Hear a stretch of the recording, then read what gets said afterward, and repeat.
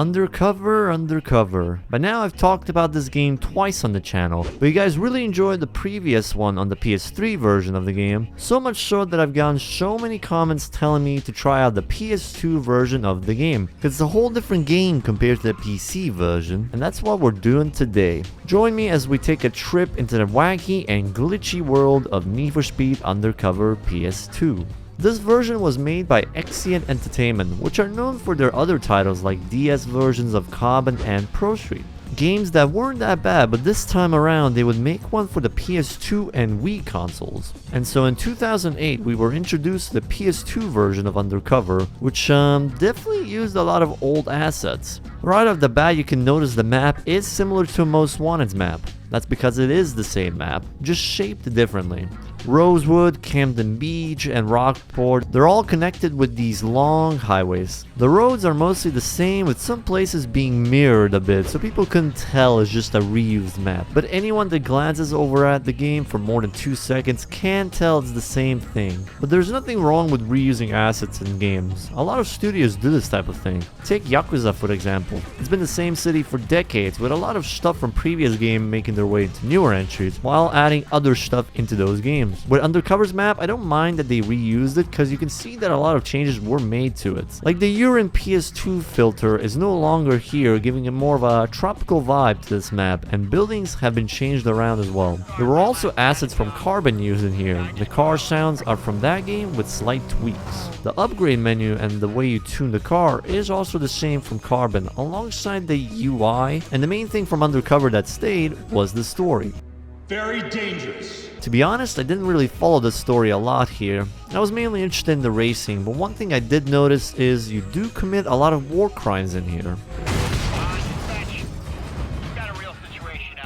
Graphically, it's probably one of the worst looking PS2 titles. Compared to the other Need for Speed games that came for this console, this title is just miles off, and it also had a lot of frame rate issues while playing this. In certain areas it would just randomly drop to 10 FPS until it fixed itself, but that's mainly the graphics side of things. What about the gameplay? You start off in a Lamborghini Gallardo and your objective is to escape the cops, which is quite straightforward. While you're doing that, random traffic cars will pop in a lot, and like 90% of the objects in this game. Afterwards, you are given the choice of buying your starter car, a 240 SX, Challenger, Camaro, and a Eclipse. Once you're done, it's time to test out your new ride in some street events. Right off the bat, as I started the first race, I could tell that this handling was feeling a lot better than the PC version. Like the car actually feels a bit responsive and not sluggish all the time. And it also doesn't require nitro for more grip.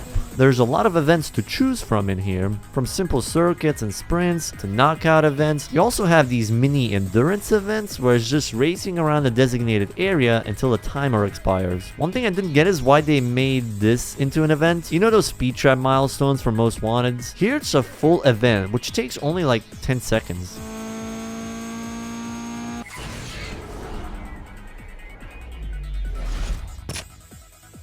You also got the outrun and highway battles from the PC version, and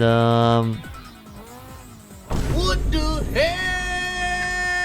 so the AI has the ability to summon lightning amount of speed into their cars and go like 1,000 miles per hour just to keep up with you. And not just that, my dear viewer, the way they drive. Wait, what?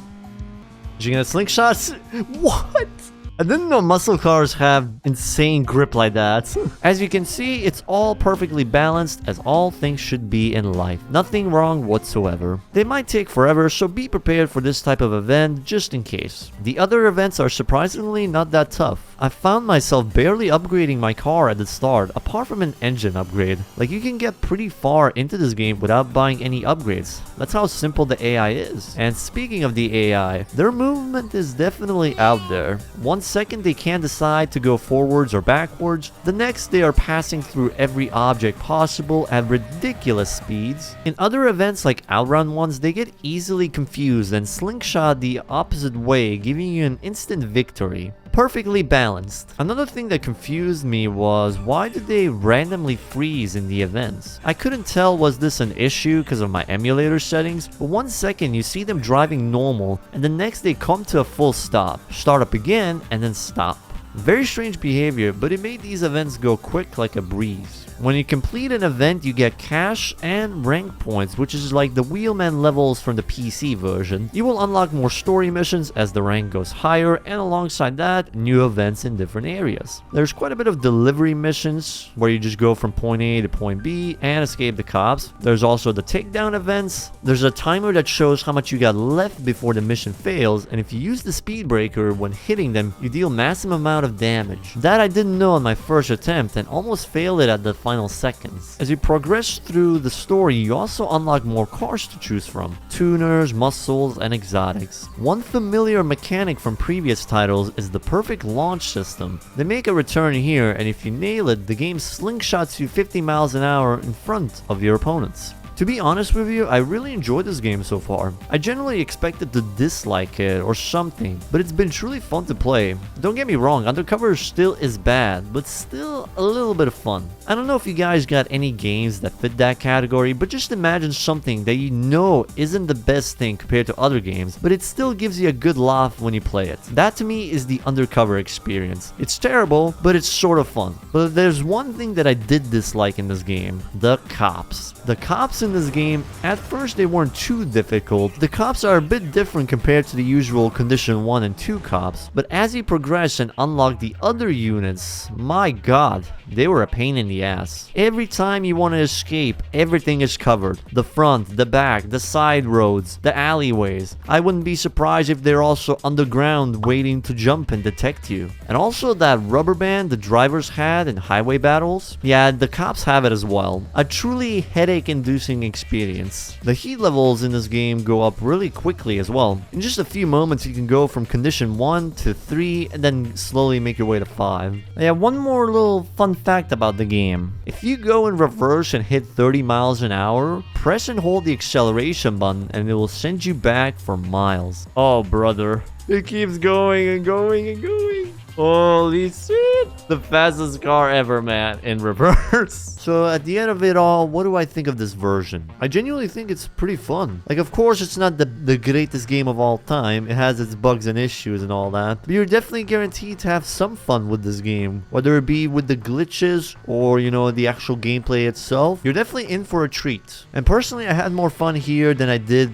playing the PS3 version of the game. But I'm curious what you lots think about it. Do you hate it? Do you like it? Post your opinions in the comments down below, and do let me know what other versions of Need for Speed games you want me to play. I've gotten a few suggestions to play Need for Speed Nitro, so maybe I'll do that in the future. But for now, thank you for watching. Hope you enjoyed. Shout outs to the Patreon members as always. You can check it in the description below, and I hope you have a lovely rest of your day. Peace.